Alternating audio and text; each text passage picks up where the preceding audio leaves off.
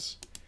And I'm fairly certain that if our politicians tried that and they were like, hey, you can only drive 15 kilometers from where you live, I feel like people would riot. Not, I don't know. I just think that people here are not ready to actually, like, inconvenience themselves. Like, I think they were back in March, and then they kind of, like, are like, oh, well, this COVID thing, we've pretty much got it figured out, right? Yeah, but it's the same here, but now we have that thing in the UK. And yes, right. Right on your doorstep. From the UK, so... Nice. Just want to let you know I've gone live on YouTube. While we were chatting.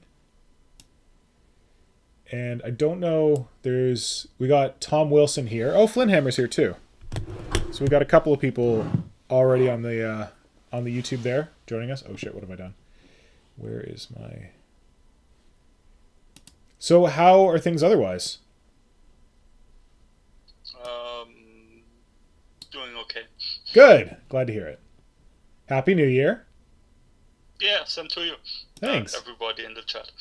Yeah, I was thinking we should do like a New Year thing. I don't know what it is, but I mean, we can figure something out.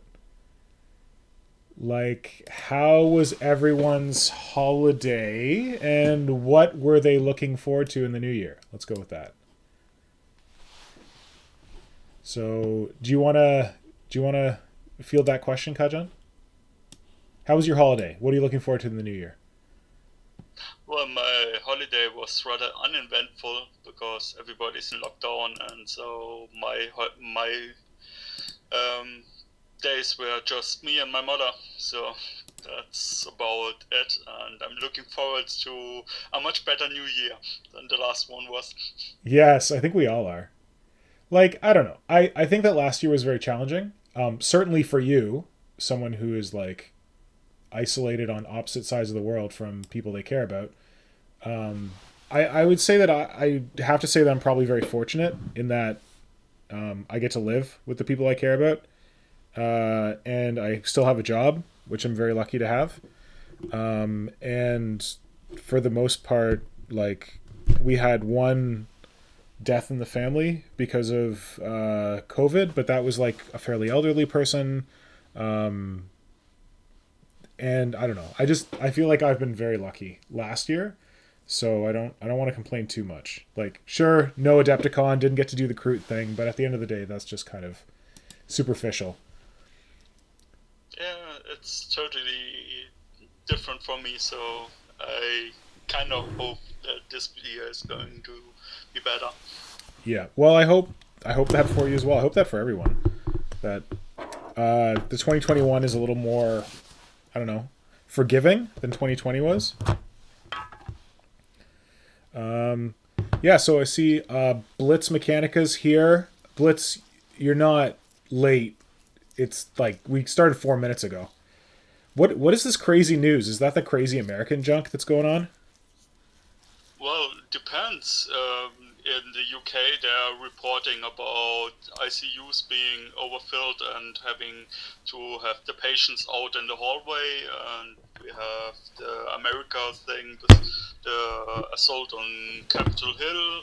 And, well, stuff is going on today. Oh, God. So my day job is social media. I work for social media for a company.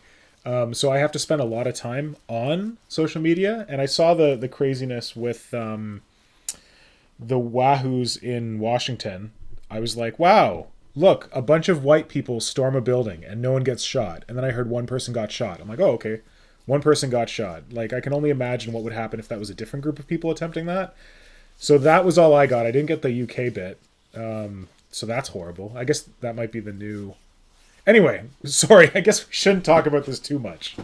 Maybe people here to talk about something else. Like, I see in the chat, Flynnhammer, I was looking forward to not getting locked down again in the UK, but that stopped within 4 days. But I'm looking forward to painting the conversions and build some more. Yeah, Flynnhammer, I want to see you paint some stuff, man. Like, I mean, I'm not the guy to be talking about that because I feel like I convert a lot more than I paint. But you've done a lot of really great conversions lately, and I'd love to see them get painted. So that's what you can use your lockdown time for.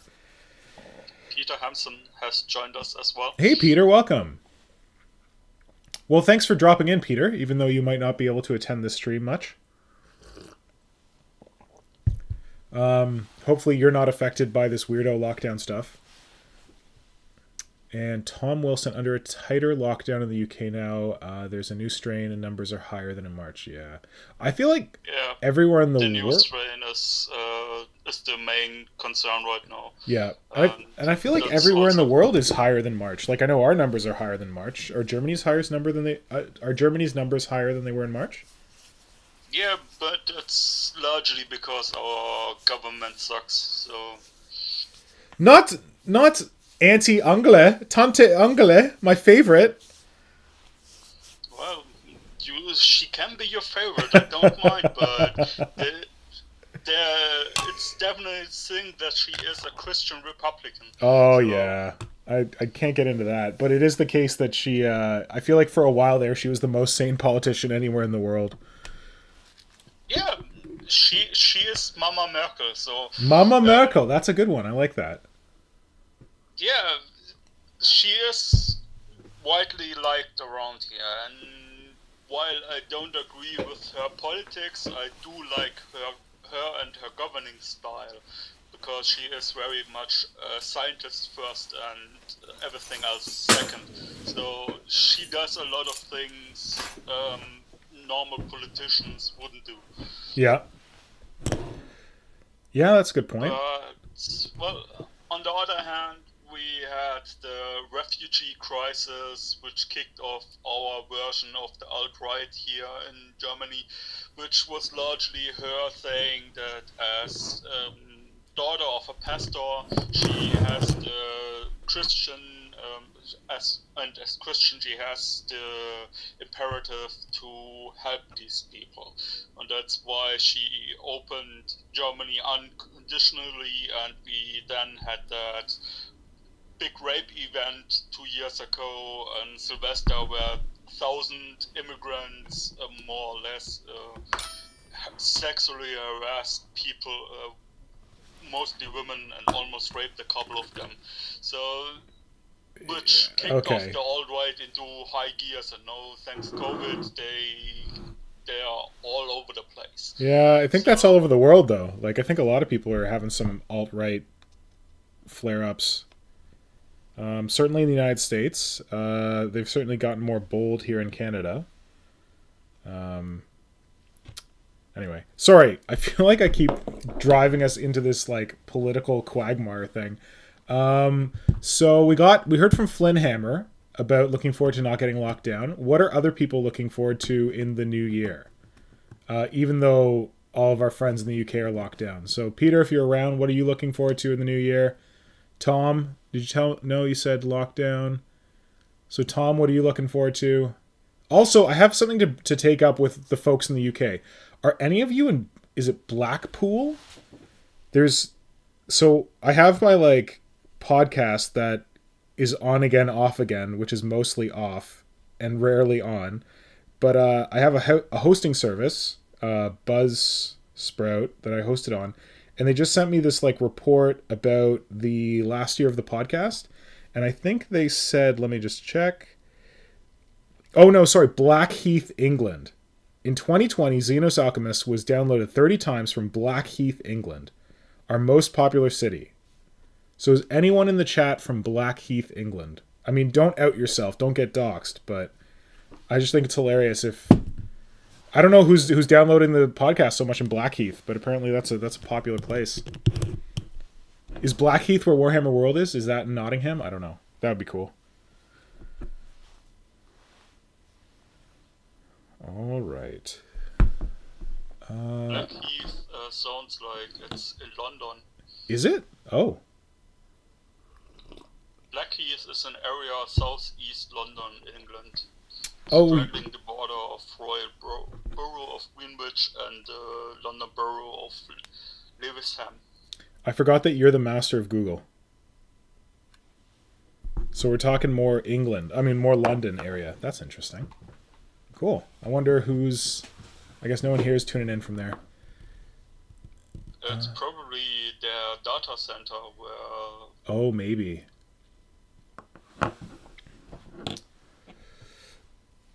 right. So I feel like for me in the new year, what I'm looking forward to, I am hoping to. I feel like when the first lockdown came around, I was not super productive from a creative perspective, and I think I've heard this from like other people where it's just kind of weird when the first time COVID hit, and like I was a little bit burnt out from like working on Adepticon stuff, and I was a bit relieved to not have to work on Adepticon stuff.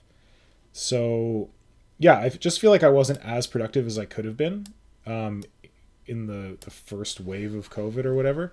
So I'm looking forward to maybe being a bit more productive because I feel like I've hit in like a pretty good stride lately. Like thanks to the motivation that you all give me through the streaming, and also sorry, I'm just trying to fix my visuals here.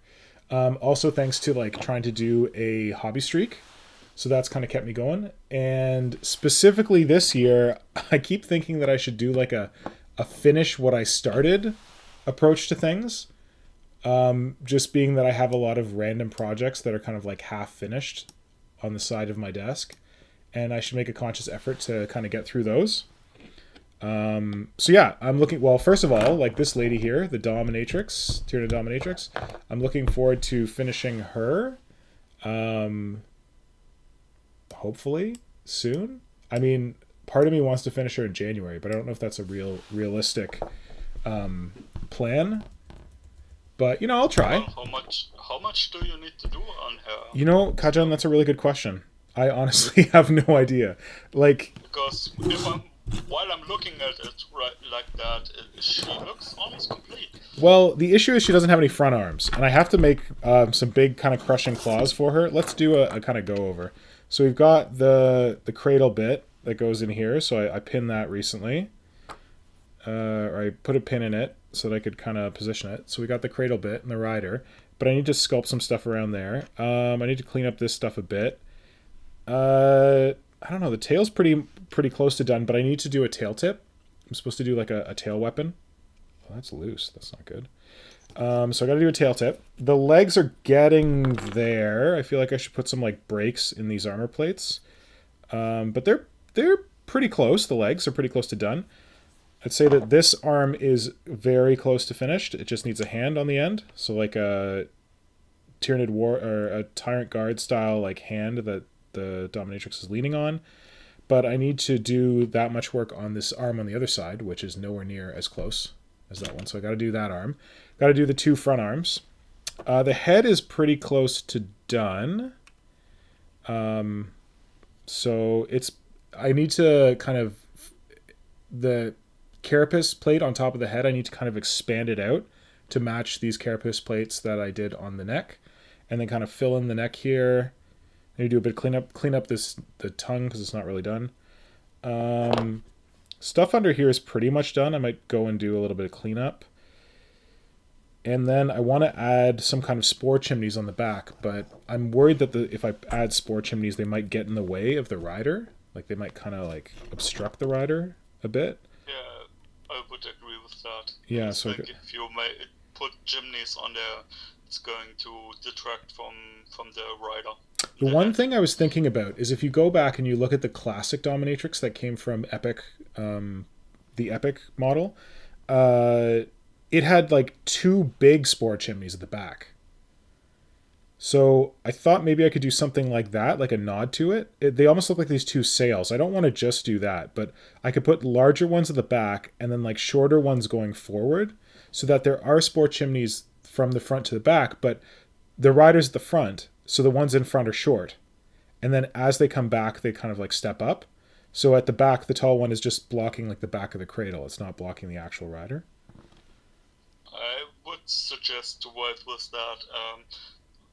Last live stream you said you wanted to extend the sides over the top, so those armor plates go on over the top. And I figure, I'm not thinking that anymore. I didn't. Sorry, I think I misexplained that. These armor plates, that's as high as they're going to extend. Like these front ones, I extended at kind of like the end of our last stream. I added some stuff on here. Hold on, I'm gonna try and make this less glary. It's a problem when I work with white putty. You can't see it.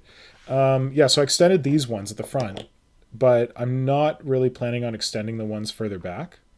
It's just going to be like these possible spore chimneys that extend up around it.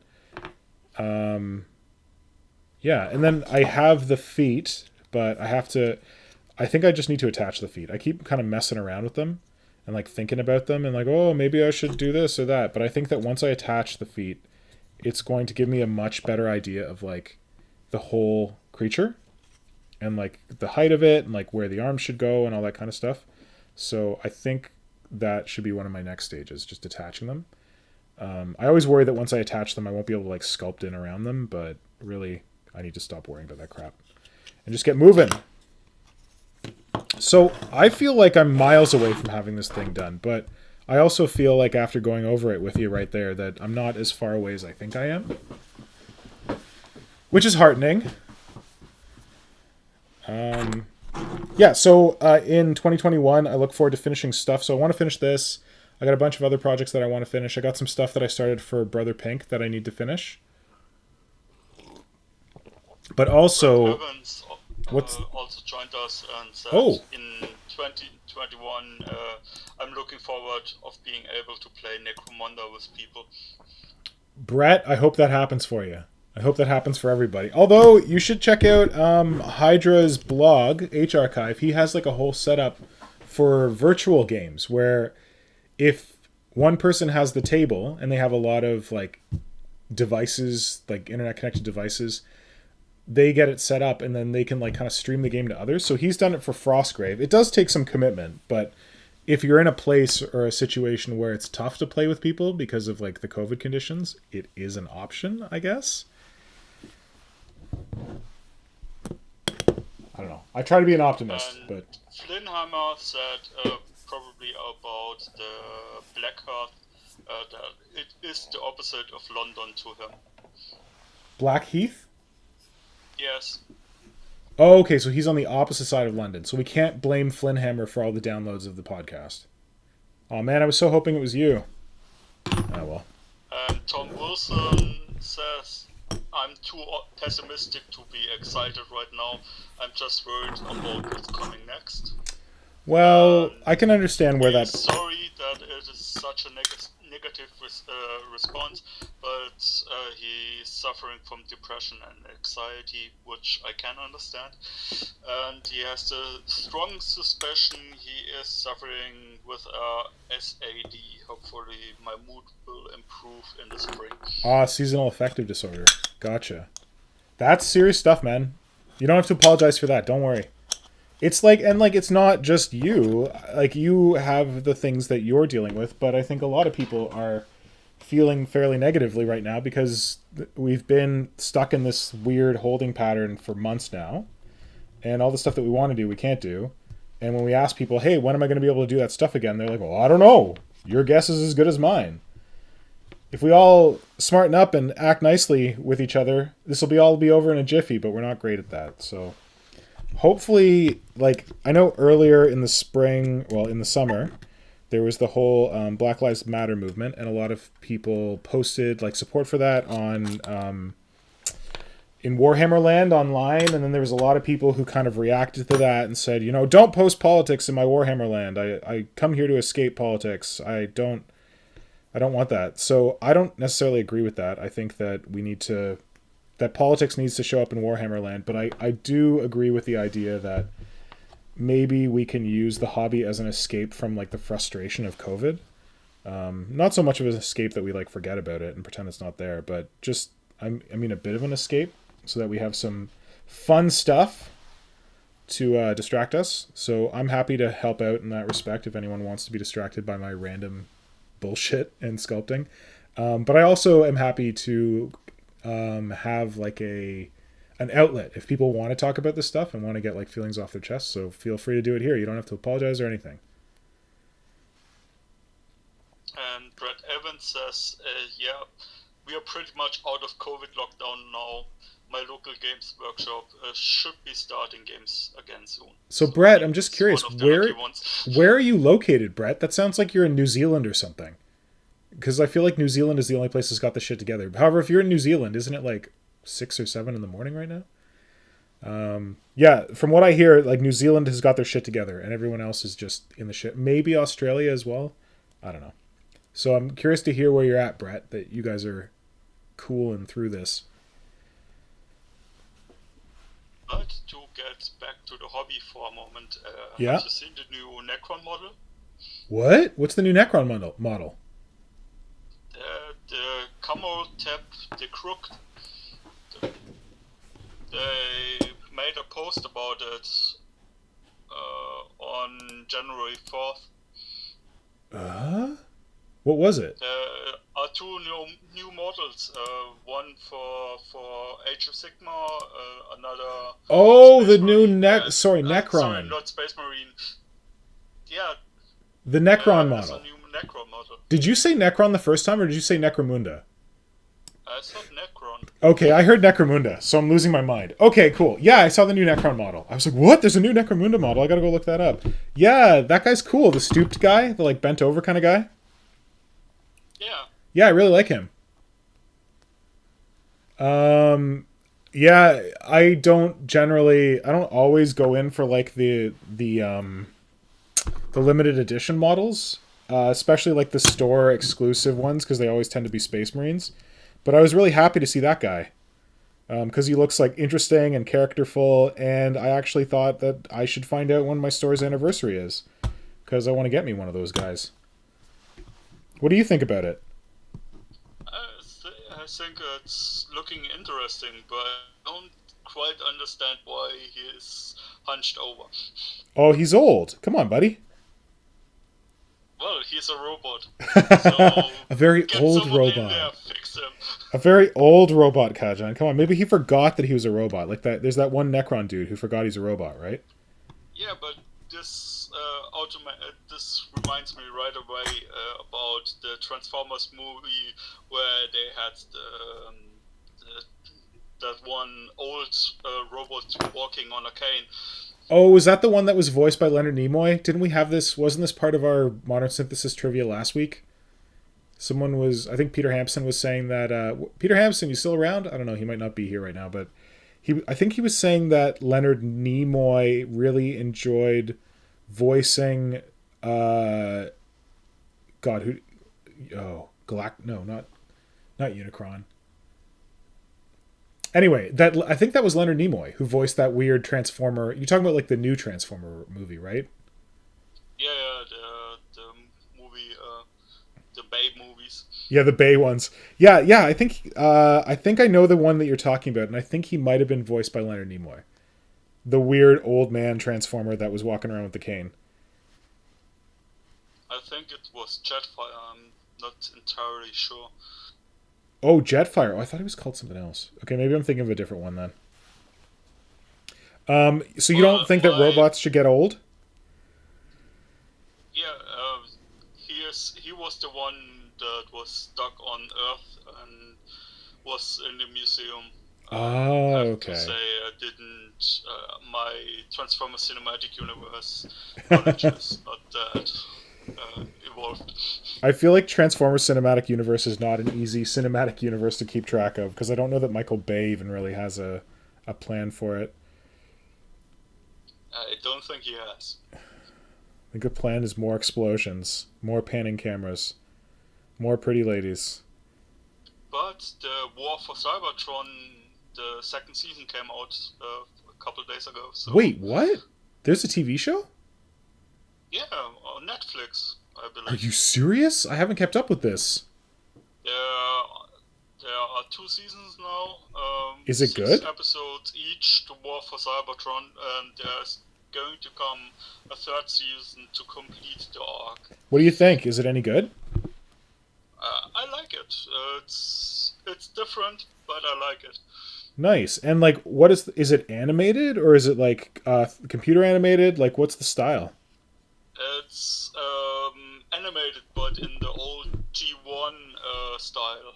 Oh, so it's the like old super classic retro. style Megatron, and they even have steel links in there in all its terrible glory.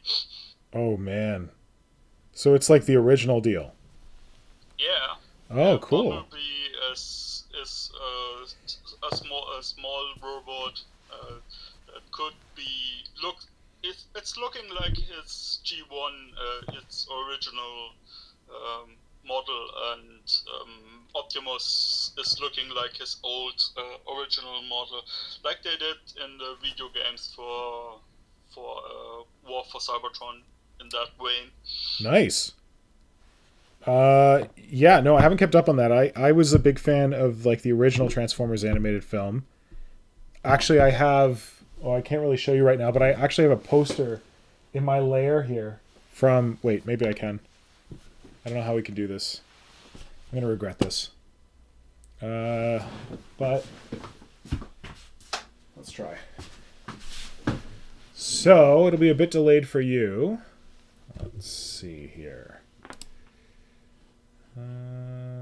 Bring this junk up. Hey, hello everybody. So I'll make this really, really huge so that you can maybe see it.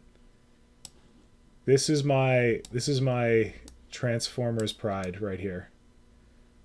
So I've got this poster over on the door. All right, where is it? I got this poster over here on the back door of my studio, and it's like a art style. I don't know, like 80s. I don't even know what this is called, but this like arty kind of print of the Transformers animated movie. So we got like Galvatron in there. We got like Unicron. Got Rodimus Prime, or maybe that's Hot Rod, and like Cup and RC. Is that one of the? No, that's a Junkticon. The Quintessons, is that what that guy's called? Anyway, I'll get a picture of it or something later, but I thought it would be fun to show that because It looks like it's from the movie. It's not official. It's like this artist did like a version of it. And then I've got my other poster here is like a Mega Man in like a tube. It's falling off the wall, but it's like a Mega Man in a tube. Oh, and there's the poster that Brother Pink gave me from Robotech. The guy with all the guns out. But anyway, I'll take a picture of it and I'll post it up because it's good time. And the War for Cybertron show is in that style. Cool. But like, when you say it's in that style, do you mean like the style of the movie, which was really nice, or the style of the rough TV show, which did not age well? A little bit column A, a little bit Yeah. column B. Nice.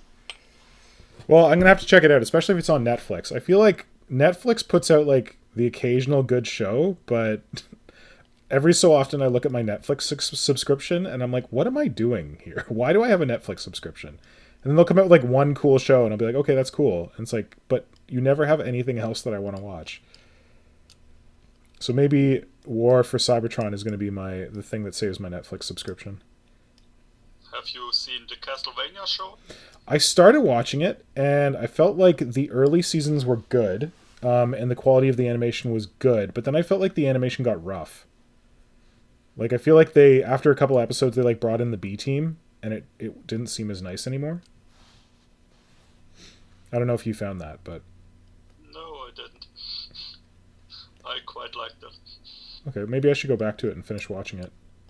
Right now, my Netflix jam is The Crown, which is not Warhammer at all, but I don't care. It's amazing.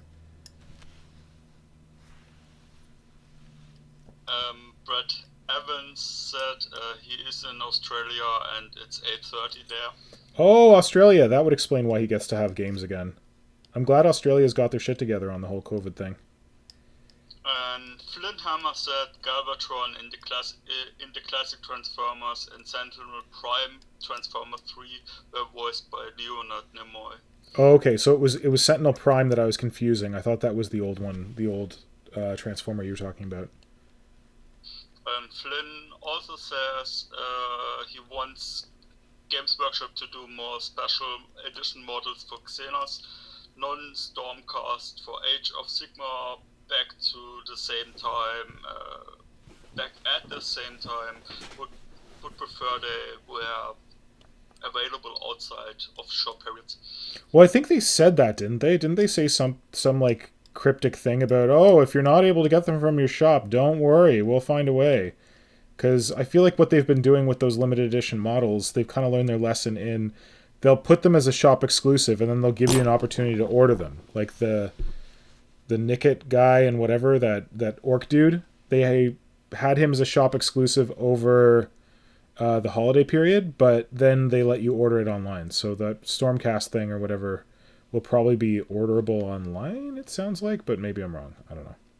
I assume a lot of people bitched at them Yeah. because everybody's sitting in lockdown and they're bringing store exclusive off of the store exclusive. Yeah, that was weird. They're like, hey, we're going to give you free models in the store. You got to go to the store. It's like, dude, nobody can go to the stores right now. And even if I could go to the store, I would be trying to limit it and not go to the Games Workshop store just to pick up a free model. Hey, they don't care about public health. They just want to get you some models. I was thinking when I saw that Age of Sigmar model, I felt like they were trolling me because if there's one thing that I hate in Warhammer / Age of Sigmar, it's the heads on the Minotaur models. I think they're horrible.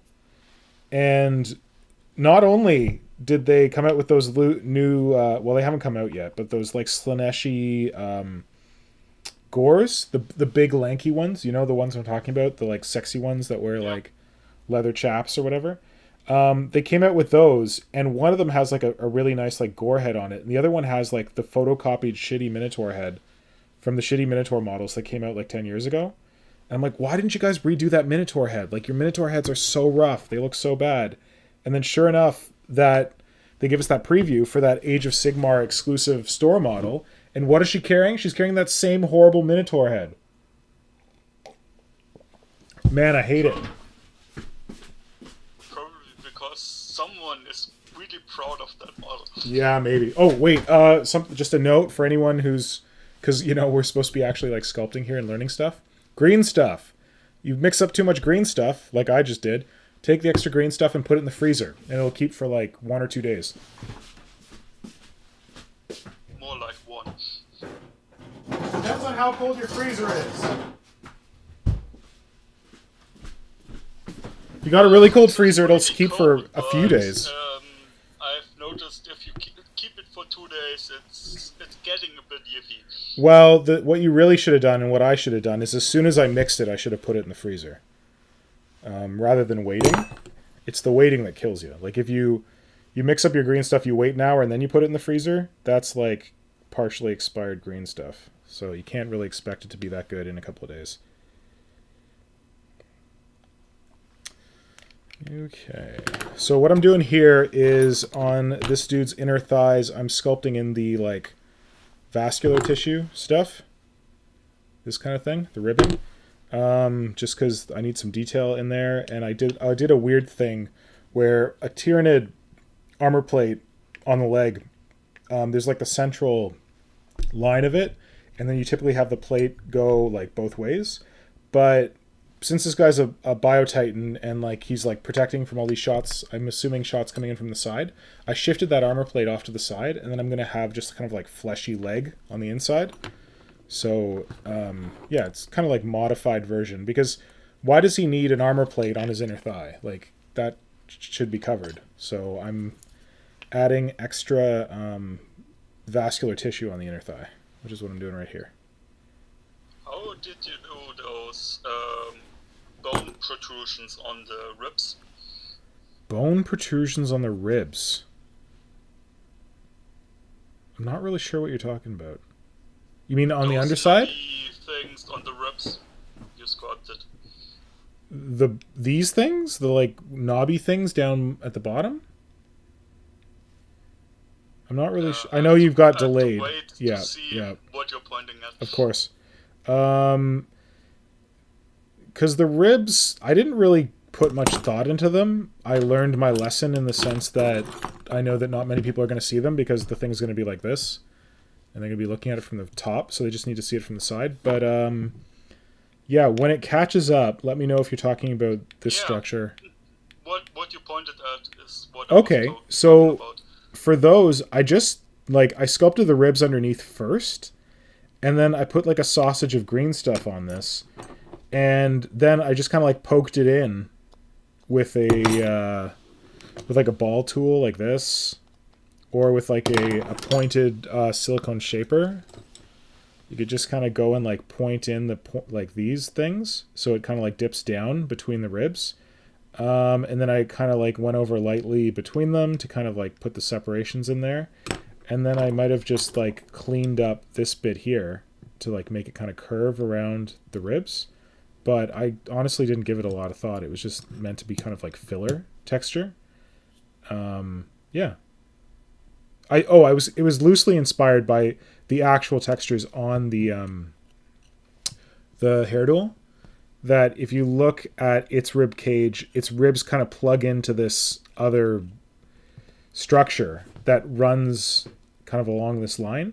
And on a real, like what I did is like I took this hair tool and I cut it in half. So realistically, this is where the rib cage would join, but then I had to add another section in. So I tried to kind of continue that structure down. And I think I did a kind of rough job of it. I don't know if I did it quite as nicely as here, because here you have like these points that kind of come into the sections between the different ribs. I did a rougher version, but that's how I did that. I'm not that proud of the sculpting work, if you can't tell. Well, for me, it's looking good. That's why I'm good, because the models always have these knobby sections on their ribs, the Tyranids, and that's why I was curious how you did yours. Yeah, thanks for asking.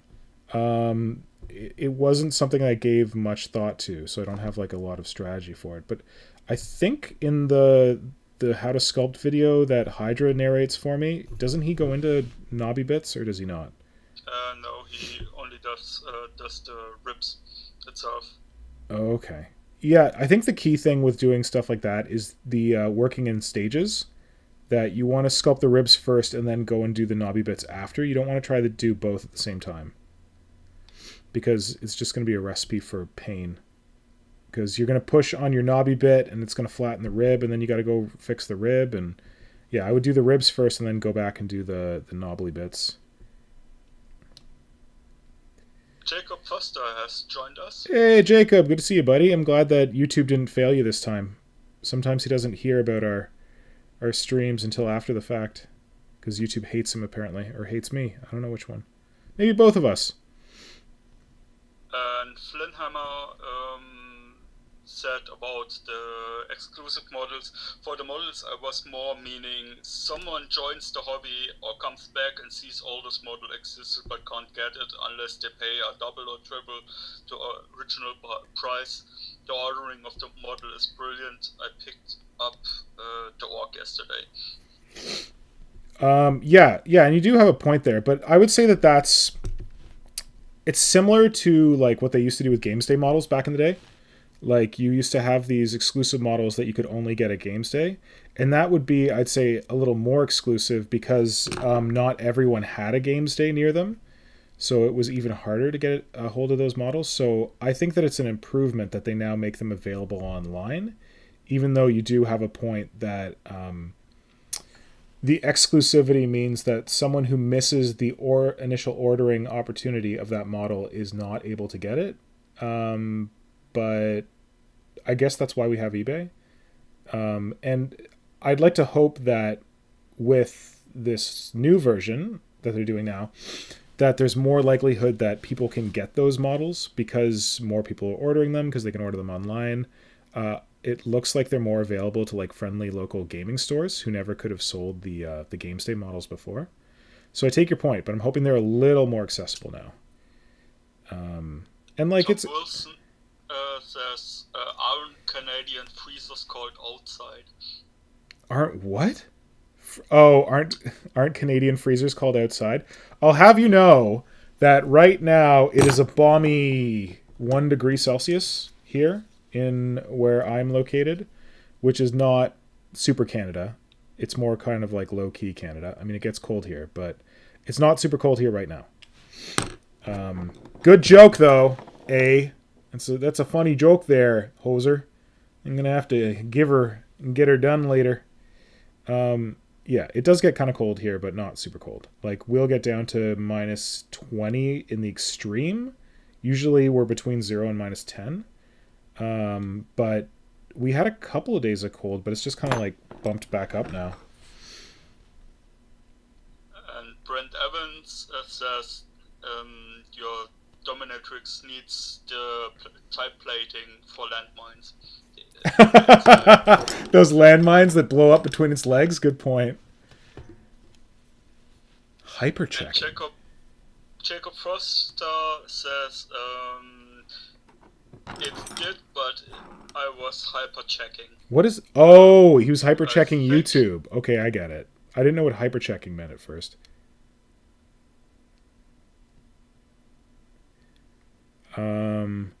Jacob, you missed earlier. What are you looking forward to in 2021? Let us know. It could be hobby related. It could be non-hobby related. What are you looking forward to in 2021? Now that 2020 is past, we're in a new year. Tell us what you're looking forward to. Also, you can share what you did on your holiday. No one really shared what they did on their holiday. Kajan shared what he did. I guess I should share. I stuck around at home. I played way too much XCOM 2 because it came out on the Switch. And I have this like weird thing, I think started by my parents, because when I was a kid and Brother Pink and I were kids, we got the Super Nintendo for Christmas one year. And we just played the shit out of it. And then, like, I feel like every Christmas we would just, like, try to find a video game that we could play. And sometimes play together. And I just remember one Magic Christmas where we didn't actually have Nintendo 64, but we went out and rented it from Blockbuster Video. Back when you could still, like, rent a game system. So we rented Nintendo 64, and we got Turok Dinosaur Hunter, or, like, Turok 2 or something. And I just remember playing the shit out of Turok 2, like, all Christmas break. So this year, the game I was supposed to be playing the shit out of was Final Fantasy VII Remake, because I borrowed it from my buddy. He lent me his PS4. But then I wound up playing way too much XCOM instead, and not enough Final Fantasy. Because it's on the Switch, and I can take it with me anywhere, including the toilet. Yeah, so I got like a good way into the game, and then realized I was doing everything wrong, and that apparently Intel mattered, so I needed to start over again. So that ate a lot of my break. But I got back to some hobbying. My wife bought me the first ever miniature she's ever bought me, I think, which was the Alariel Everqueen miniature. And did I talk about this on the last stream? I might have. I don't know. I'm sorry if I did. But she bought it for me, and I was like, this is great. I can finally convert Sarah Kerrigan. I've always wanted to convert a Kerrigan from StarCraft using Alariel, and then my wife's like, hey, I thought we could make this miniature together. I'll do Alariel, and you do the Beetle. And I'm like, goddamn. So that was cool that she gave me a miniature. I was really surprised and very happy.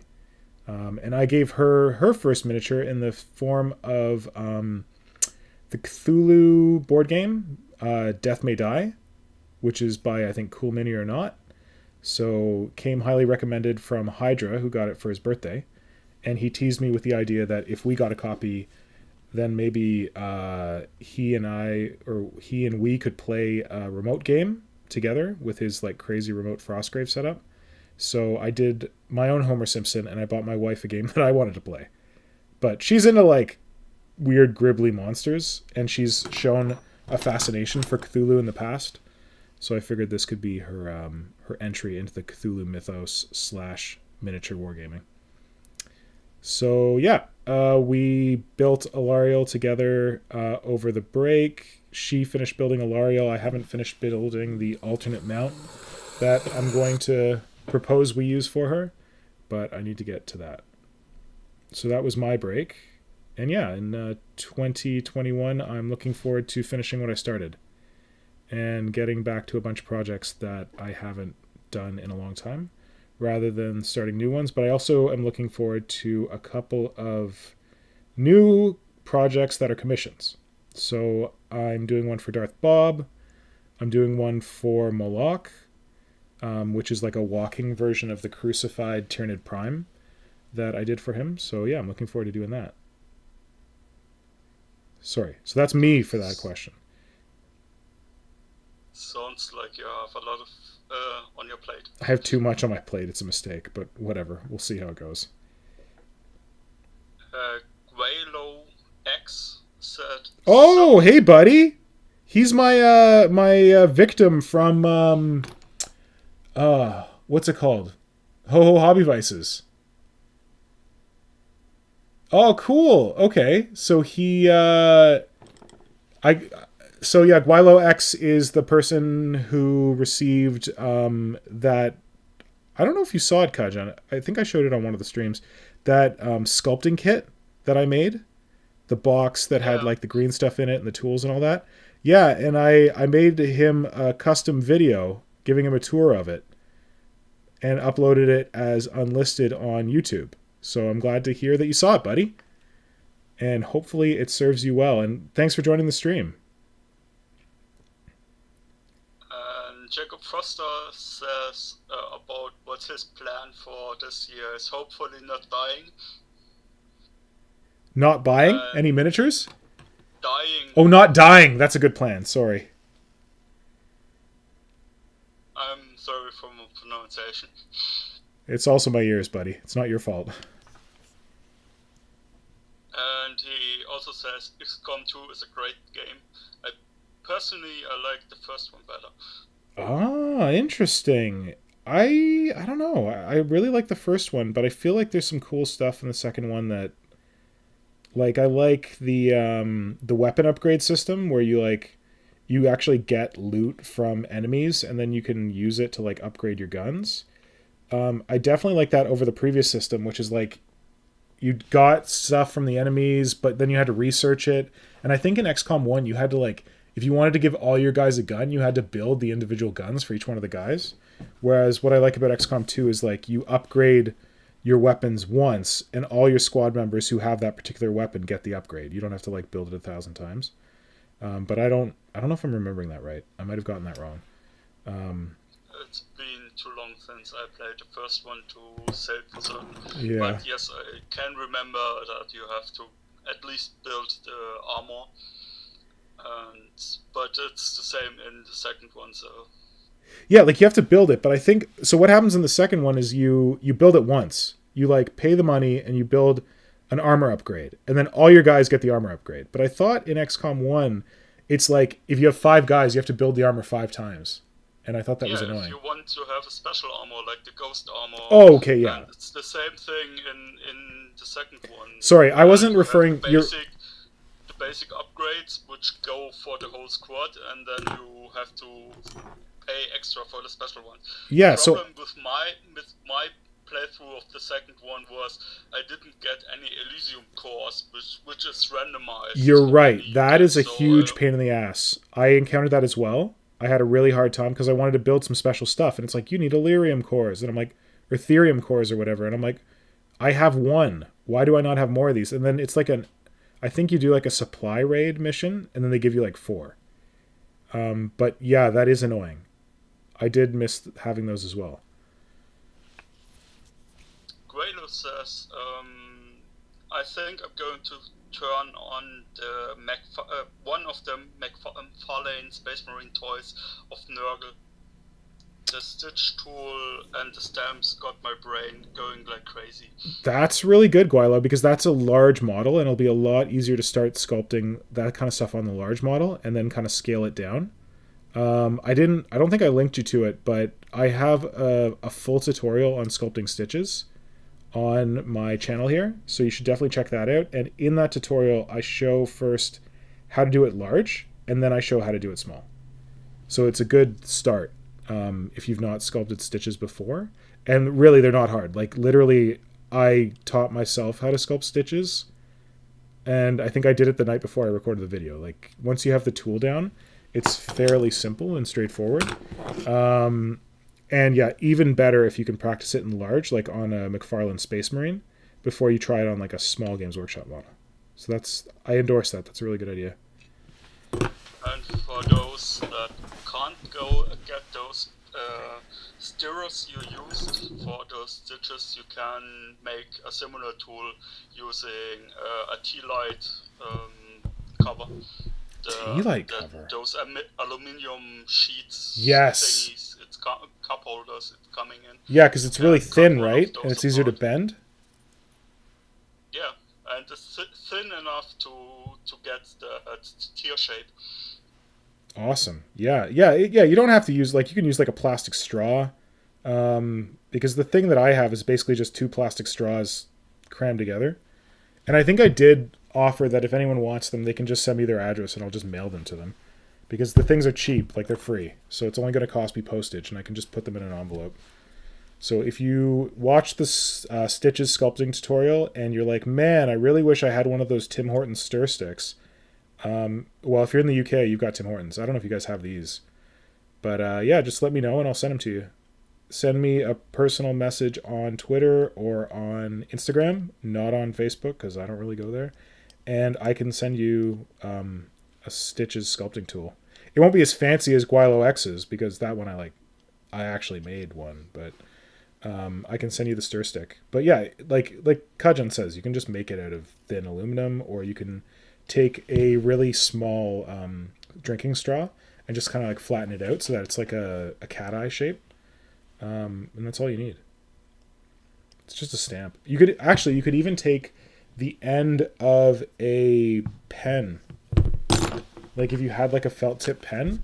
This is not a good example. This is a Sharpie. But you have like the felt in the end, and then you have like the holder for the felt. Actually, in Germany, you have like, is it Stradlater or whatever?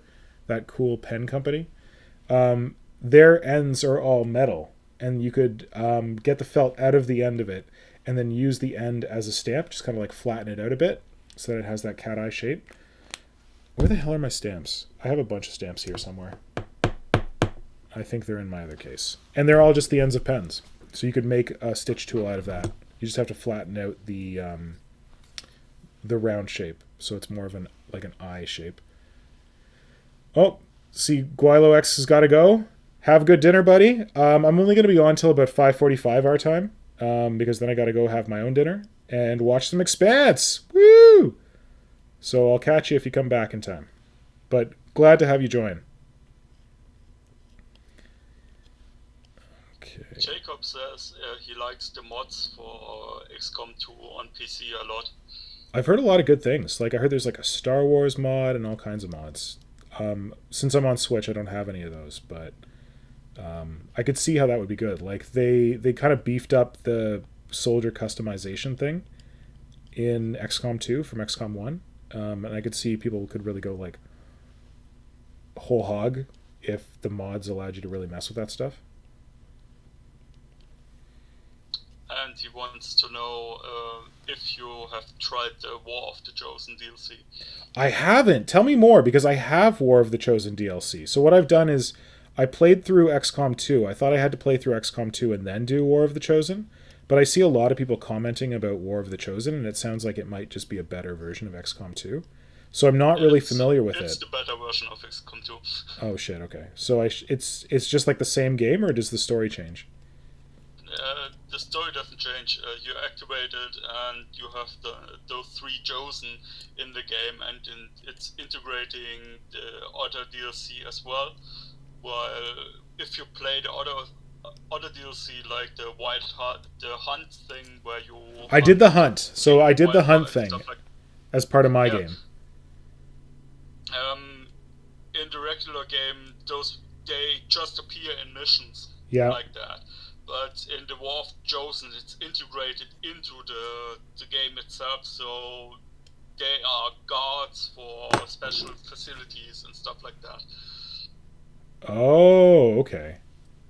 Because if I have to fight those guys one more fucking time, I might kill myself. Like the snake one is easy enough to kill, but the berserker is a pain in the butt, and then like I hate the Archon one. He's such a pain. So they're in the War of the Chosen too? Yeah, but only one of them. Oh, not all three. And they will appear in special missions, like if you assault a facility, they will be there as guard. And when you get them down to half health, they will run away and then appear in some other mission again. Okay, so similar to how they acted in my version, because the same kind of thing where they'll run away. And on top of that, you have those Chosens, which all have their own gimmick. What are Chosen? See, this is the thing I don't know about. The chosen are special commanders, which command a region of the map. And when Ah. you do missions in a region, there is a chance the commander will show up. And they're having different gimmicks. Like there's a sniper which will set up position somewhere on the map and then target one of your guys, and then you have an area in which you need to move out of, or otherwise you get shot. Or Interesting. Okay.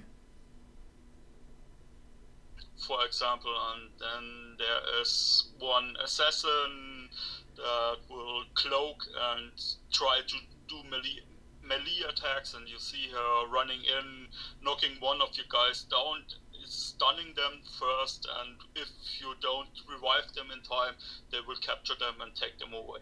Oh, interesting. Okay, so they're like bosses as well, the commanders? Yeah, pretty much.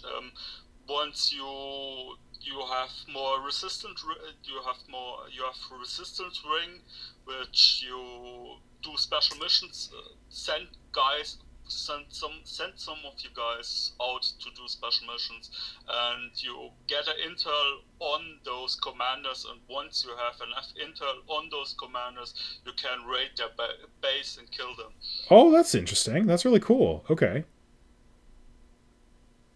It's completely changed. It's basically the same game, but it changes everything.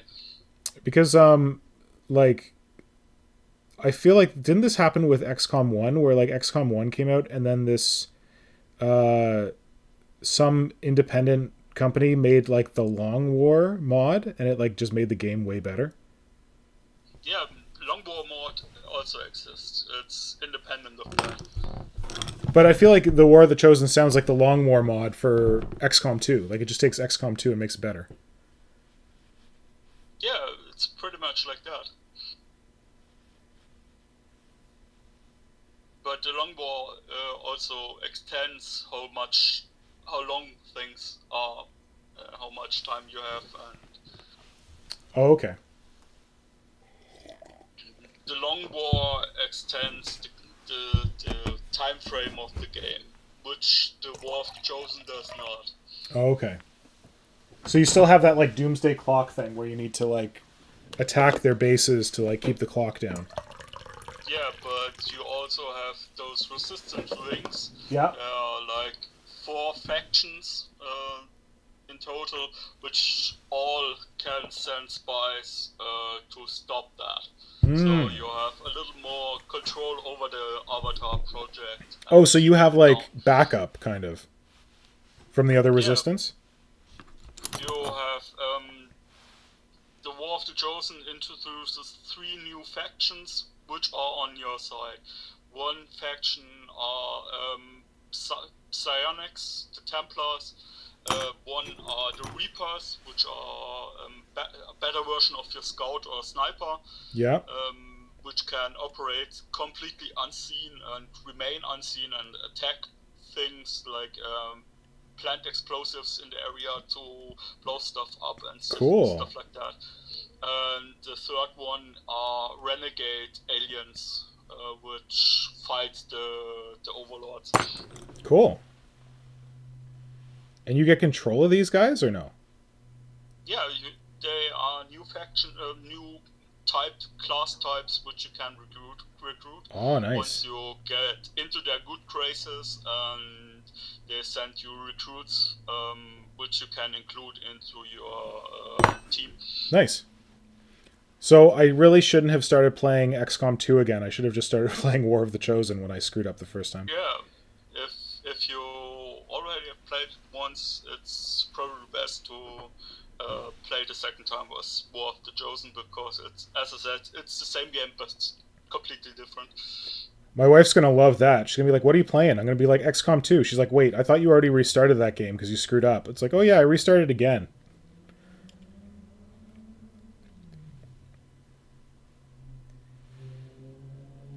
Okay. There are some things you gotta do. True, and I do like XCOM is literally my favorite game ever, so I think it makes sense.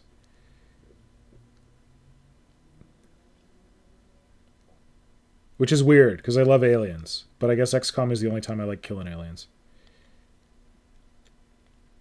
Are there new enemy types other than those commanders in the game? Like new alien enemy types? Did I lose you, Kajan? I might have lost you. God damn. Discord is the worst. Sorry, buddy. One sec. Oh, God. All right, let's try that again. Oh, one sec. Are you there? Yeah, I'm here. Sorry, Discord will randomly drop. I don't know why. You still there? Yeah, I'm here. Good. Sorry about that. No problem. I was asking if in War of the Chosen, are there new types of aliens, or is it just those commanders are like the new enemies? There are priests. I think the priests are new. Oh no, I've never had a priest. Yeah, that'd be new. They're basically buffing the enemy faction. Yeah. I'm trying to think what else is new.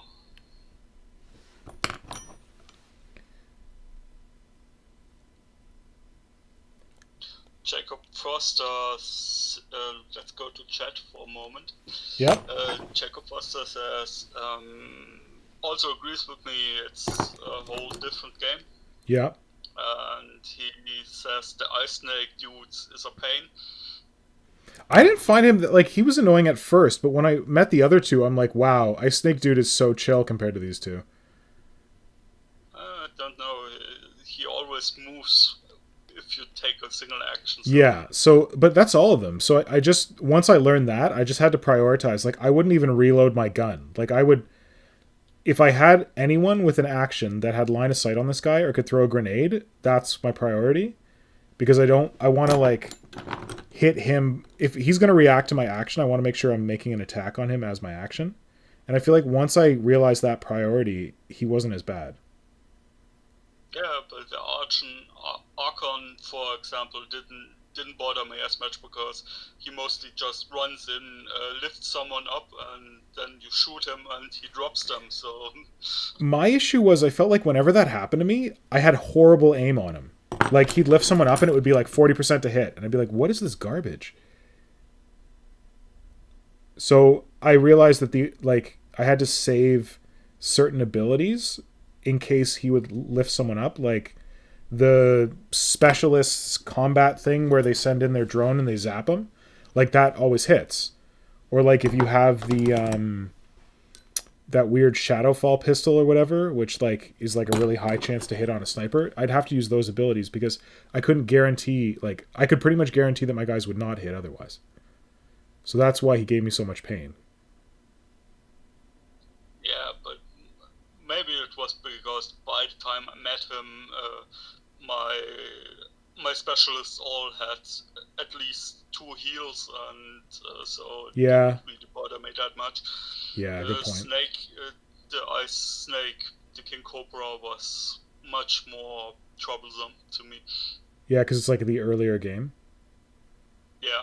Yeah.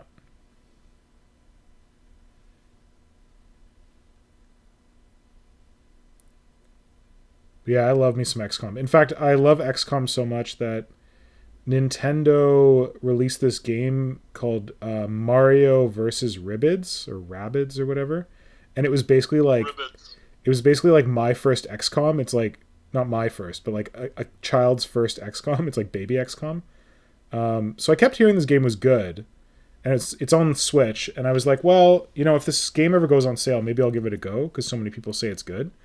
And then it went on sale, and I tried it, and I'm like, oh my god, this is XCOM, but with Mario. But it's not nearly as challenging, and there's some cheap stuff in it. But yeah, it was entertaining. And that held me over till XCOM came to Switch. Jacob didn't like it. The Mario X Rabbids one? Yeah. Yeah, it's pretty watered down, and like there's less unpredictability about it. Like, it's like, this attack does 5 damage. It will always do 5 damage. And like, I don't know. It like once you know the formula, it's very easy. And they also have this really cheesy thing where like your guys can attack enemies by like sliding into them.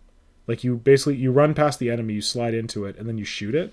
And once you like have those abilities, you can just exploit them like crazy and kick the snot out of the enemies like a little too easily. But I don't know, it was fun. I still had a good time. And if you can't get Yeah, XCOM, it's pretty fun. I don't have a Switch, so I can't really Nah. And it's add definitely much not to worth that. getting a But if Switch. I would have liked to play it at some point.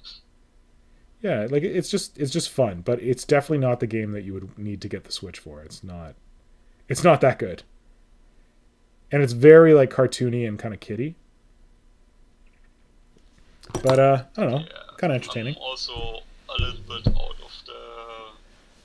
the age where I have to have a console in Well, addition to my PC. well, my thing is I'd rather have a console than a PC because I hate the fact that like you have to keep upgrading your PC to be able to play games. It drives me So bonkers. you rather upgrade your console. Yeah, because I have to upgrade it far less frequently. And I can like it's like a step. I feel like I can upgrade my PC and I might get like a couple of games for the next few years, but then like there's gonna be a point where like it kind of works but doesn't really work, and then a point where it just doesn't work, and I don't know. Like I honestly would rather buy a console and be sure that every game that comes out for this console will be playable. Well, with the exception of like Cyberpunk, but yeah, like I that's how my mindset works. I don't know why, but it's just that I want to commit to a console and then I will restrain myself to only play the games that are available for it rather than committing to a PC and having a lot more options but then having to like upgrade it and then like eventually like it doesn't really work and I don't know. Yeah, but well, my take on it is I upgrade my PC each console generation, so that means and I make sure my PC has similar or better specs than a console. So that Yeah. usually means that I can play everything that is available in this console generation as well. Yeah, that is a good point. However, there's certain games that won't come out on PC. Like I was a Nintendo boy, born and raised, and you're never going to get Nintendo games on PC.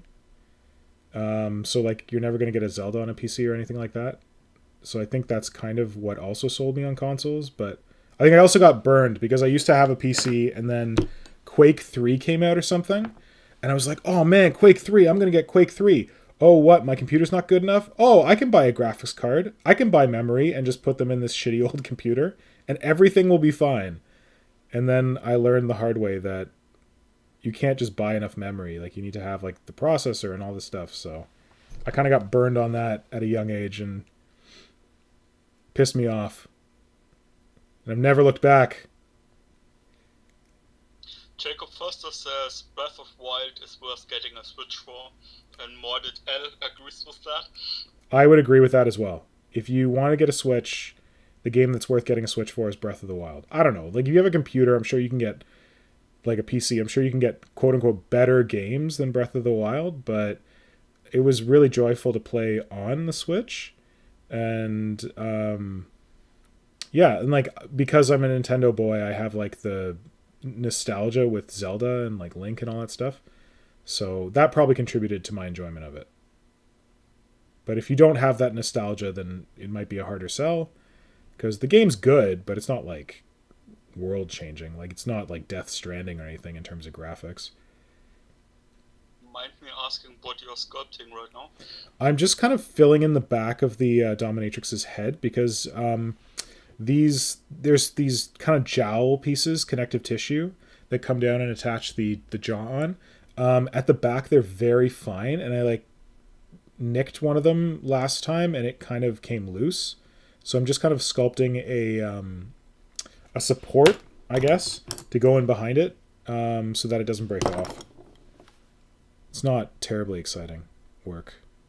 It's kind of I thought you were going to build up to some muscle mass or something like that. not right now, but I do need to like expand the carapace on the top of this thing. So maybe I should do that, but we'll see. Don't know.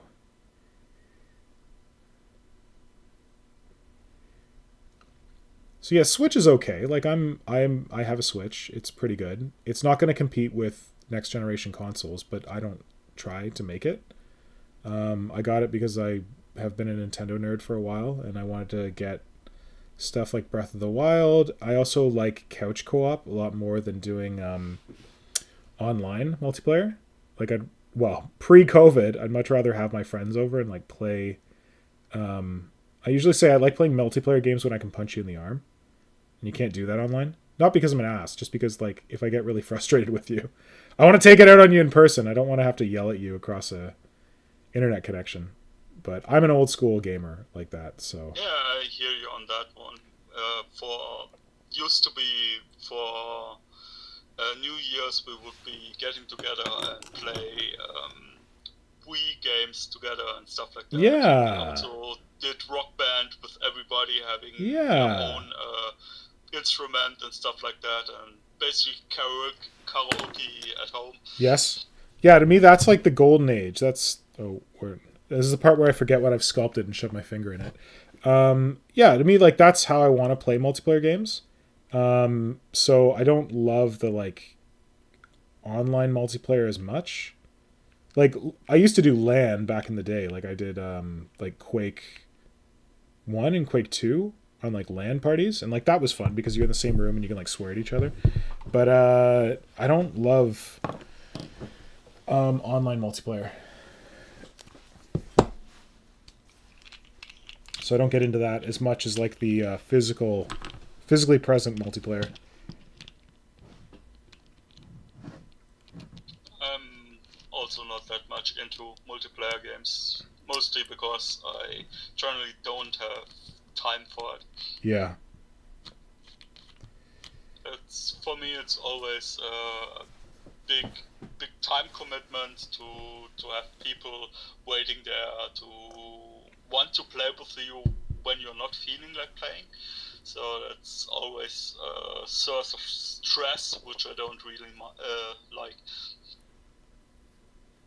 Yeah. Yeah, I get that too. I'm just looking at some of the comments. Oh, Mordred's here. Modred. Hi, Modred. I can midline stuff when I get my PC like 5 years ago. I can still play most things in HD. Someone, I think it was Flynnhammer said you can get Hyrule Warriors Age of Calamity. Flynnhammer, how is that? Because I've never done any of the like Warriors games, but I was kind of like impressed by how it still looked like a Zelda game. So I'm curious to hear what you think of that particular Zelda game, Age of Calamity, because I wanted to know if it was worth it. I think I might have a demo, but I haven't played it yet. I agree with Jacob about missing LAN parties. Yeah. Those LAN parties used to be fun. Yeah, that was good times. Like we at my high school, we had like a communications technology room, which is where we like did like we had computers that we could use. Okay, I'm dating myself here, but we'd learn like, oh Jesus, was it Corel Draw? And like Corel Photo Paint and stuff like that. This was my introduction to graphic design. Anyway, so my friends were kind of like the students who volunteered to help out in this lab to kind of like install stuff and like keep the computers up to speed. I didn't realize at the time that the teacher who was in charge of the lab didn't know what the hell he was doing. He was like a woodworking teacher who had inherited this thing because they're like, this is what the new version of woodworking will be. It's design. And he's like, what the hell? So he got all these students to help him run it. But the upside was that these students, they'd install games on the computer, but you wouldn't be able to play them in class. But then they would have like their own LAN parties in the school, in this lab, on like PA days and stuff like that. And we were lucky that the teacher was pretty chill about it and he let us do it. So because I was friends with these guys, they'd invite me to come and play like StarCraft 2 or like Quake 2 or like that kind of stuff. Oh, not StarCraft 2, sorry, StarCraft 1. In this like LAN party. And it's the kind of thing it was hard to do at home because not everyone had that many good computers. But here we had like 20 computers all in a row in this room and we could just yell at each other. It was beautiful. We carried our computers computers to friends' houses. That's the OG. That's the legit thing. I never actually did that. I just did it in this room, but that is impressive. We would everybody would bring their own PC to a friend's house, and And these were not set it up for laptops. the These were weekend. towers, right? Towers, and you had to bring like monitors and everything. Yeah. Oh man, that's crazy. That's dedication. Usually we around that time, once we had access to cars and stuff like that, Right. it got a lot easier. Yeah, but before cars, man. Well, you take your But your before PC on the cars, bus? I remember On your playing bike? Dune, the first Dune game. Oh yeah. And we would having a phone conference with everybody, and we would be trying to play to solve that game together. Oh, nice. I thought you meant you were playing against each other. Like I remember playing like Command and Conquer over like a modem connection, a dial-up modem connection. Where you had to like call your buddy and they had to like answer it with their modem and yeah. But Dune 2000 is the second Dune game. The first Dune game is a tactics RPG. Oh, okay. I think I'm familiar with Dune The 2000. the movie. Oh, okay. No, I think I'm familiar with 2000. I think that was the Dune that I was aware of. I never played it, but I Yeah, was aware. Dune 2000 was the godfather of RTS games. Yes.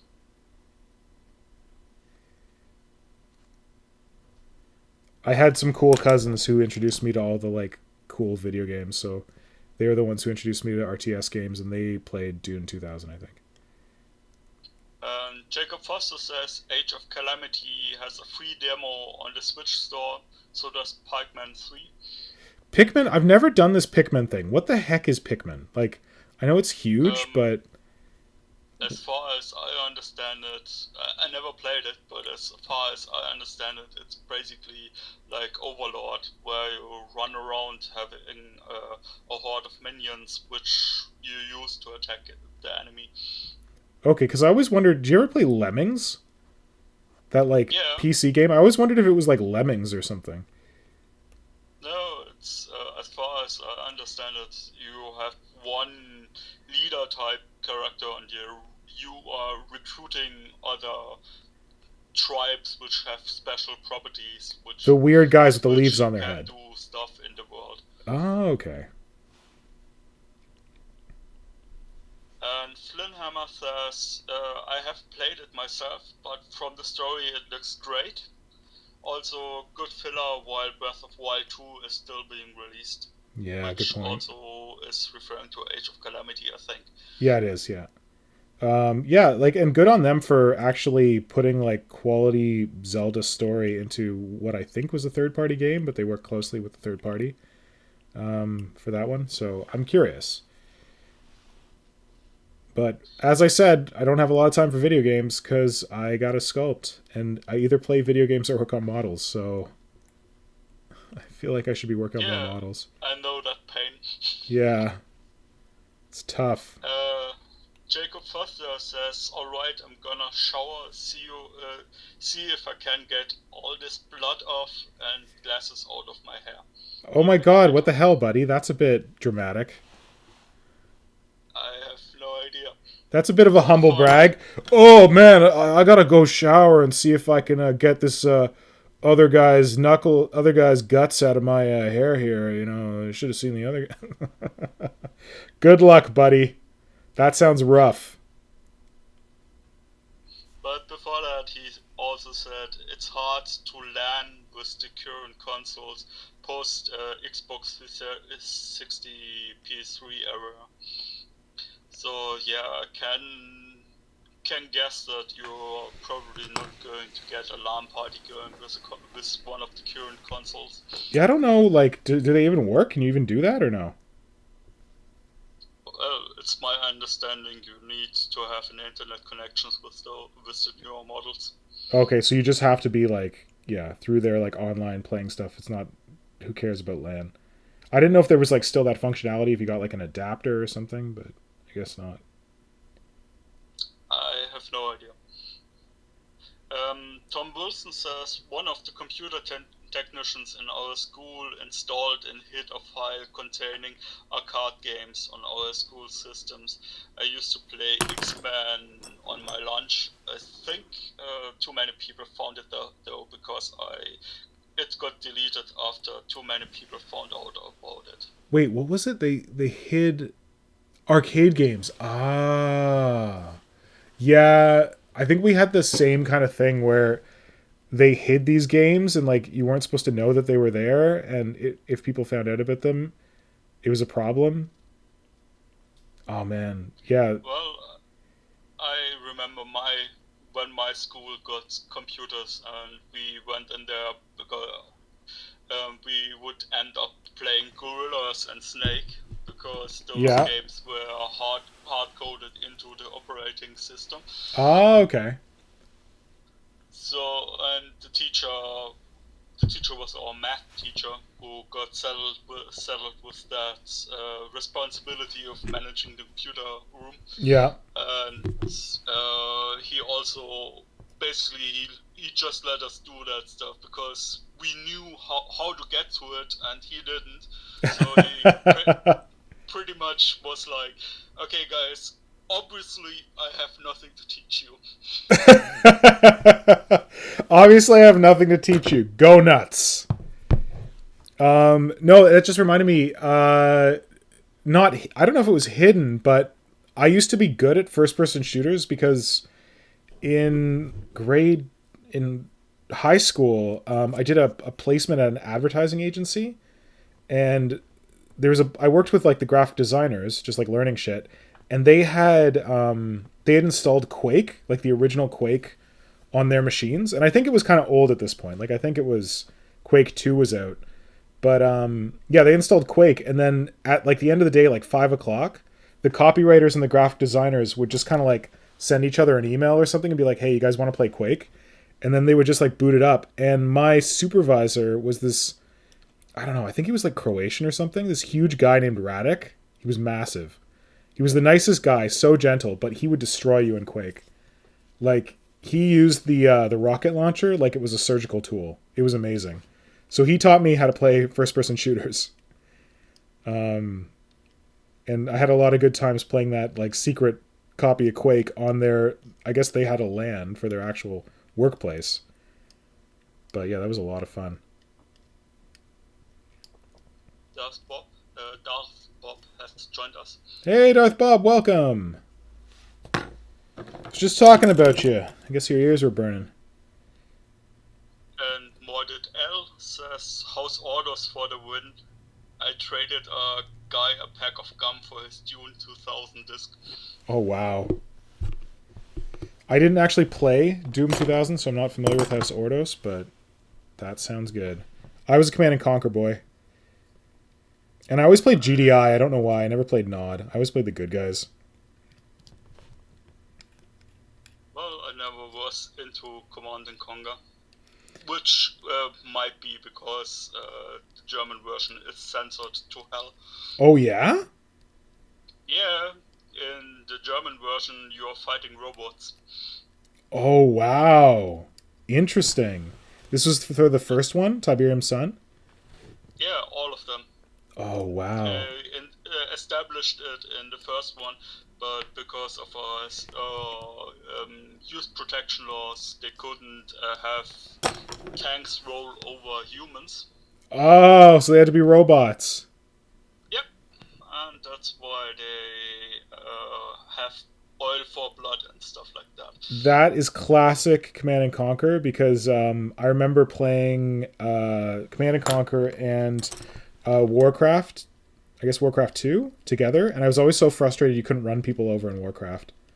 I'm like, what the heck, man? Let's just run them over. Because like in Command and Conquer, you can just run over like infantry. It was good times. Yeah, and eventually it got removed from RTS games, probably because too many people exploited it. Wow. Yeah, I don't know. Command and Conquer was not a good game, but like their like cutscenes, I feel like were kind of like revolutionary. Yeah, same thing with the Battletech aka Mech Warrior games, where they Yeah. had the real life cutscenes in the game. Like, I feel like the first Command and Conquer had like James Earl Jones playing like one of the commanders or something. It was crazy. Well, I have to say I wouldn't know because everything we get in Germany is dubbed. So No, but like he was like physically there. Like the actor was present because it was like a live cutscene. So you wouldn't have gotten his voice, but he would have. I assume the actor would have still been. I don't know. I would assume so as well. Duff Bob says you were talking about me. I was talking about our commission, buddy, and how I'm looking forward to doing it this year. And he said he got caught in traffic in DC for obvious reasons. Oh no, DC, the worst. Crazy, crazy people. Man. Graylow is back and he says Command and Conquer's cutscenes and music were huge back in the day. Oh yeah, the music. I'm a mechanical man. I remember that fondly. They did I feel like we already talked about this on stream, but maybe we didn't. Apparently they're doing like a redo of Command and Conquer. Now, I think they may have finished it already, but they worked very closely with the community to like remake it in a way that can be played on like modern platforms. And they may have like fixed some of the annoying things about it. I don't know. The last thing I heard about Command and Conquer is where they made a big deal about we're bringing Command and Conquer back, and they did a shit job. Game. And then it was so that I think what happened is that people got really mad about that, and in reaction to the outrage, in reaction to the outrage, they actually worked with the community and redid it properly. Because I remember reading a story about that, about how pissed off the community was when they brought it back as a shitty mobile game.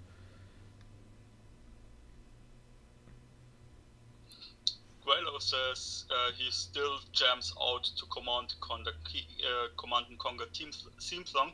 Sometimes it's so good. I should look that shit up because I haven't done that in too long, but I would like to jam out to that as well. And Darth Bob says, oh yes, you give them all the juicy details about the commission, or just the broad strokes. I didn't give him the juicy details. I just said I'm excited to do a commission with you. That's one of the things I'm looking forward to this year. So the juicy details remain a mystery for now. And Mordred L says, yeah, James Earl Jones played General James Solomon. There we go. That's who I'm thinking of. Oh man, and the bad guy in it, Kane, he was so good. Yeah, I agree with that. He is also much beloved. But didn't you just get the robot version of him? No, we would get the same cutscenes. Oh, okay. But the soldiers on the field were said to be all robots. Oh, like both your soldiers and the enemy soldiers? Yeah. Did they still scream like humans? I don't remember. I'm assuming they probably cut that part. Because there was a lot of screaming. Darth Bob says the Dominatrix is looking phenomenal. I like how chunky she is. Thanks. I feel like I can't see the light at the end of the tunnel yet. But I'm glad you guys can. Because damn. Oh man, I think I'm going to have to call this soon. But I'm going to do one more line of vascular tissue on this bad boy. Where have I sculpted? There. Oh, the head. Okay, nothing on the back. Good.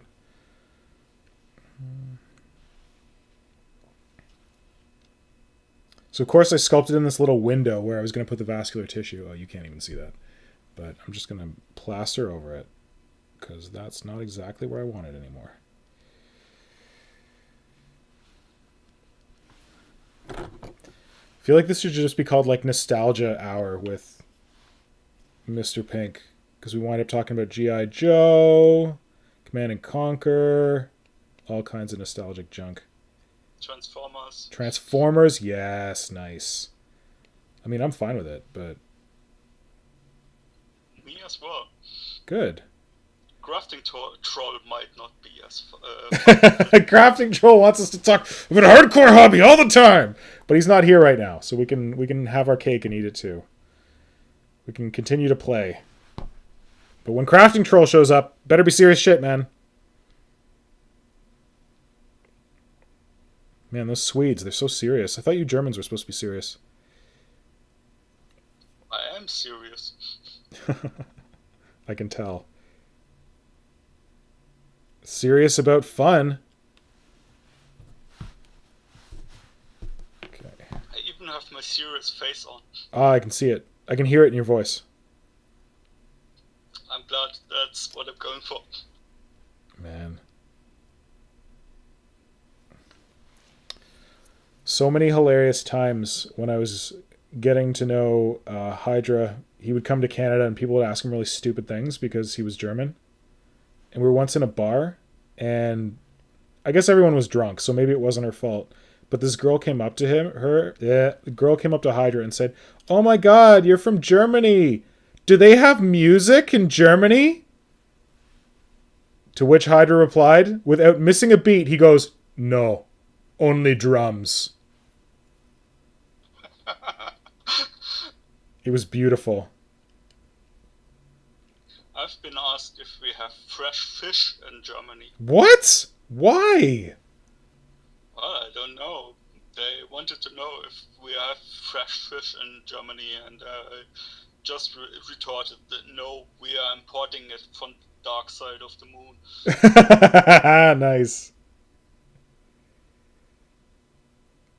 I also been asked if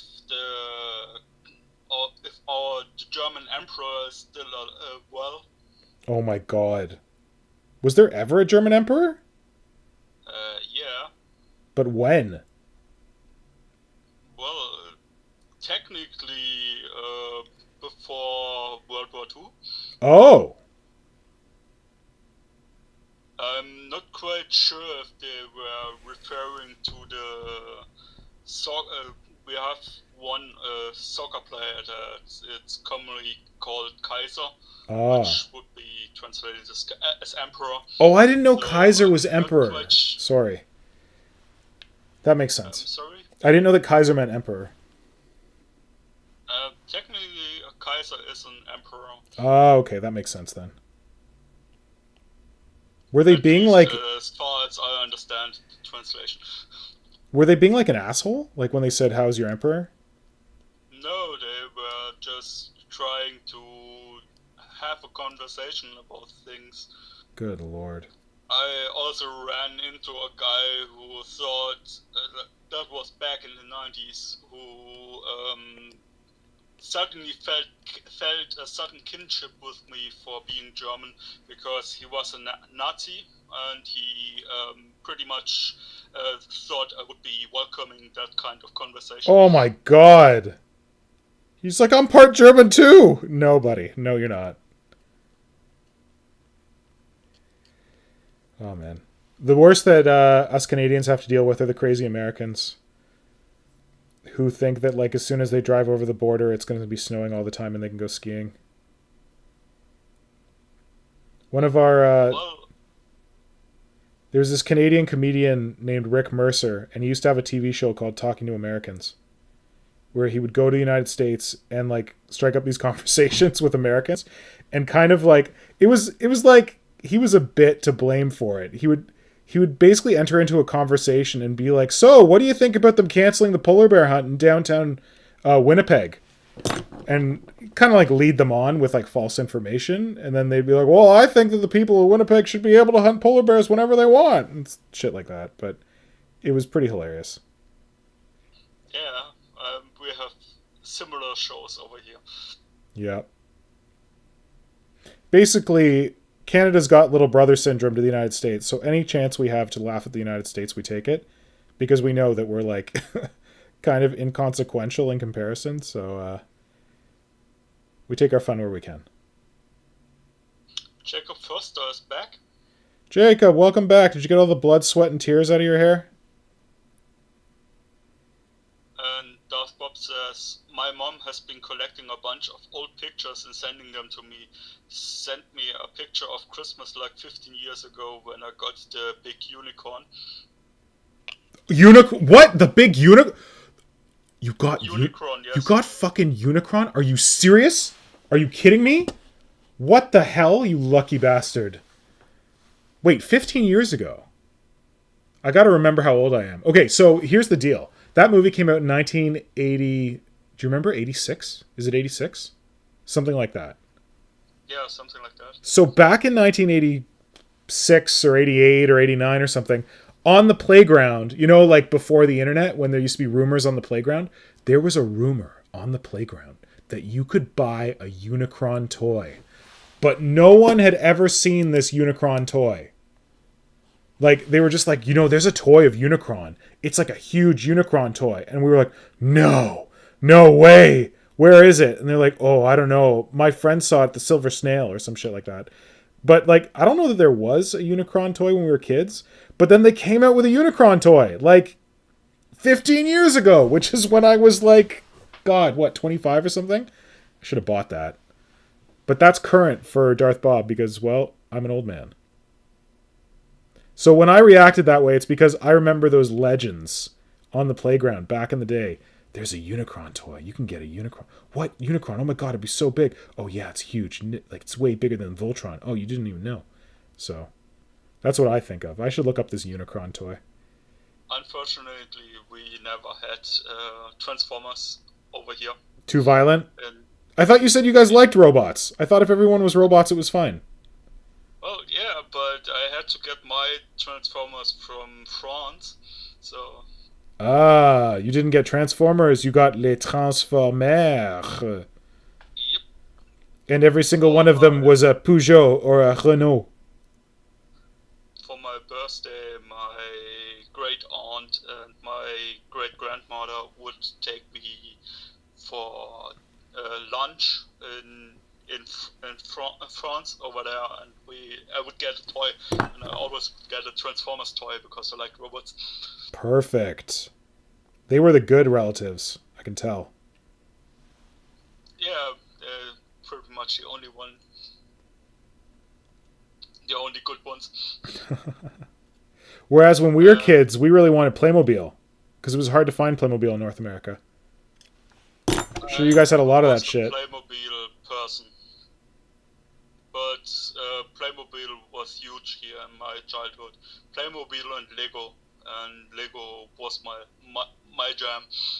So we were pretty, like, we still like Transformers and G.I. Joe and all that, but we also like Playmobil. And my Unicron moment was, we had like this nanny from, I think she was from Germany. I think her name was Henrietta. And like, she was a nanny when we were kids, and then like, she stopped being our nanny and she like went away, and I thought she went back to Germany. But she like surprised me and showed up on my birthday one year, and she brought me this huge Playmobil pirate ship. Like, huge pirate ship. And she's like, happy birthday. I'm like, oh my God, A, you still exist, and B, you brought me the biggest Playmobil thing ever. So that was like my Unicron moment. I lost my mind. Raylo says Germany had an emperor until World War One, and the Kaiser also invented that bun. Delicious. I have no idea. There's a Kaiser bun. That's the joke. When someone says Kaiser, it's like, oh, you want a roll? It's some kind of weird German bun. I don't know. It's got... I have no idea. It's the first time I'm hearing about that. It's the greatest contribution the Kaiser ever made to the world. Bread. Okay. It's probably like the sandwich. Something like that. And Jacob Foster says, I found out yesterday that Japan still has an emperor and spent like 30 minutes finding out about how that worked. and I would Oh assume yeah. it's probably working pretty much like the UK Queen.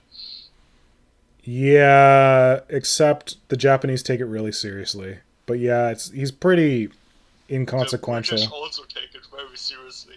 True, I watched a whole show about it and how it ruins people's lives. But yeah, the Japanese emperor is a bit. So yeah, they still have an emperor, but they don't do much. They're like the British royal family. And the thing that really pisses me off about the emperor is that it's very like patriarchal. So if a male member of the imperial family of Japan marries a commoner, that commoner becomes a member of the royal family. But if a female member of the whatever imperial family, if a male member of the imperial family marries a commoner, she joins the family. But if a female member of the family marries a commoner, she has to give up all her titles, which I think is pretty stupid.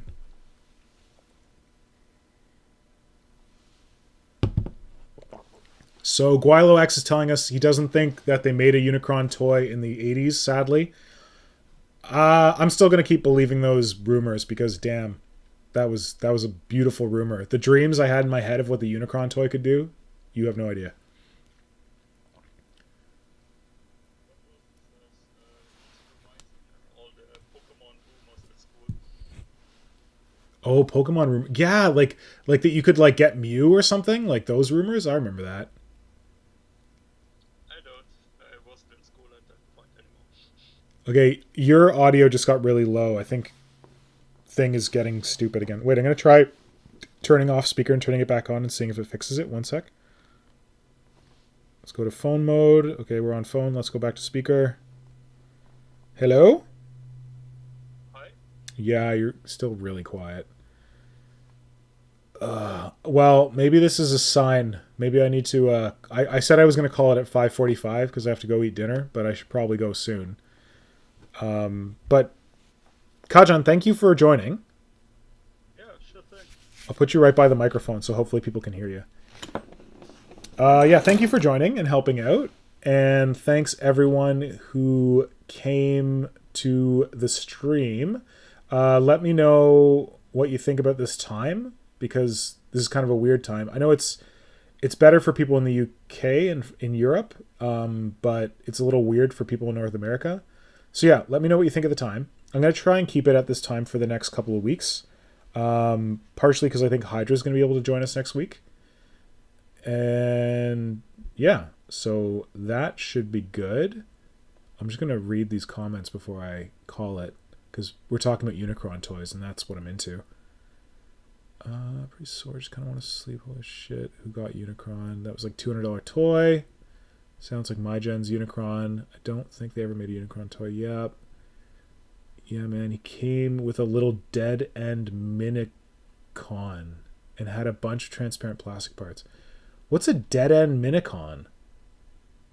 Do you know what that reference is? Would assume a miniature. Oh, I guess it's a Minicron or something. Had a bunch of transparent plastic parts. Oh, that must be for all his like cool like blasts and shit. Oh, the Jurassic Park T-Rex. We had like the baby T-Rex that was like rubbery, but we always wanted the big one that had like the batteries in it and shit.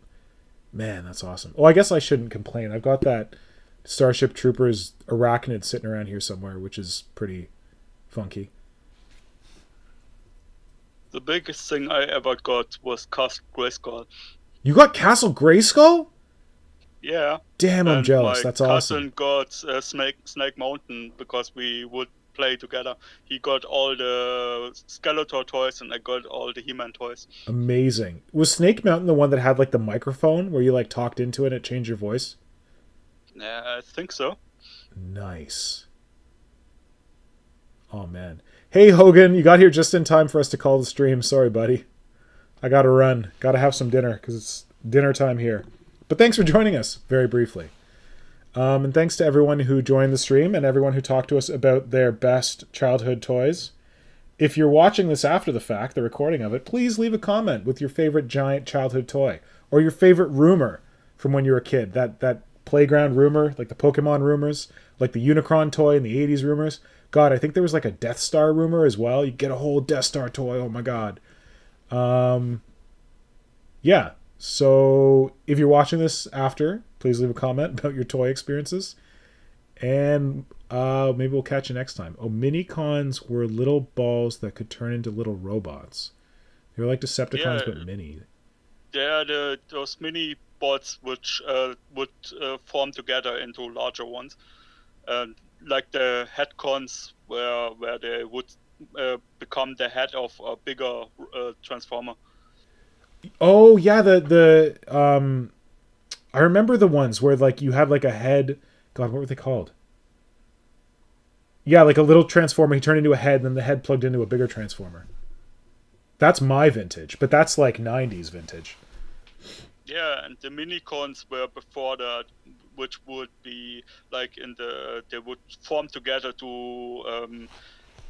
Do you remember those Decepticons that looked like construction? Yeah, Devastator. The Devastator and the Constructicons. Yeah, basically like that. Ah, okay, I gotcha. Yeah, I had some of those. I had like the plain ones. I can't remember if they were Autobots. I think they must have been Decepticons, where there was a bunch of different planes, and you connected the planes together, and it would make like a Voltron type thing. Yeah, because the Destructor was so popular, they brought out a whole couple of those. And later they would introduce human-sized transformers that could all form together to make a big one, and those evolved then into those which would become the head of something. Nice. Oh, Hogan just said that it's his birthday today. Sorry to interrupt. Happy birthday, Hogan. I give you the gift of this stream. We talk a lot about Transformer shit. I hope you enjoy the recording of it. Good night, Tom Wilson. I am envious of your plasma bug from Starship Troopers. I wonder, is that much bigger than the Arachnid? Because the Arachnid I have is pretty big. But I don't imagine they'd make one much bigger than that. But maybe. Oh yeah, Guilo X, if you follow him on Instagram, he just got like a giant ass Gundam. It looks huge. I can't wait to see what you do with that, man. Aerial bot formed Supremus. Oh, that must be what I'm thinking of. Cool. All right, I really got to go. Thank you so much, Kajan. No problem. And thank you to everyone who joined us for the stream and for the chat. We're going to keep it at this time until about the beginning of February, so you can plan for that. Wednesdays at this time. Useful for folks in Europe, maybe not useful for folks in North America, but we got a good number of North Americans here. We got Jacob, Darth Bob, Guilo, I think Blitz Mechanica was here earlier. Oh my god, Brother Pink was here for a second? Missed that. Yeah, so this is pretty good. Yeah, so thanks everyone for joining, and I'll look forward to seeing you next week. I think we're going to have Hydra on next week, and we're going to try and sculpt together, so we'll see how that goes. All right.